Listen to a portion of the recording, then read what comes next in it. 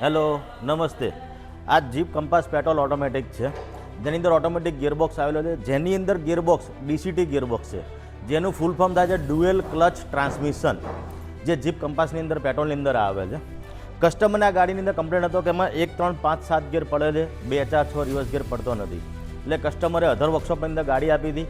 એ વર્કશોપરને ક્લચમાં doubt હતો, તે વર્કશોપરે gearbox ઉતારી અને એનો ક્લચ ન્યૂ ફિટિંગ કરી દીધો, જે ક્લચમાં કોઈ પ્રોબ્લેમ હતો જ નહીં. ક્લચ નાખ્યા પછી એનો પ્રોબ્લેમ સોર્ટ આઉટ થયો નહીં. કસ્ટમરને મારો નંબર મળ્યો, કસ્ટમર મને ફોન કરી અને મારા વર્કશોપ પર આવ્યા.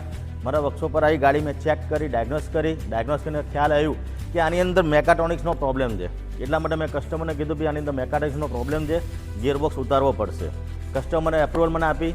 એ એપ્રુવલ આપ્યા પછી ગિયરબોક્સ મેં ગાડીમાંથી ઉતારી દીધો, જે અત્યારે ગિયરબોક્સ ઉતરી ગયો છે. હવે આને હું મારા ઓપરેશન થિયેટર પર લઈશ અને આનું ઓપરેશન કરીશ અને ગાડીનો ગિયર મેકાટ્રોનિક જે મારી પાસે બીજું અવેલેબલ છે એની અંદર ફિટિંગ કરી, ઇન્સ્ટોલ કરી અને ગાડી રેડી કરીશ.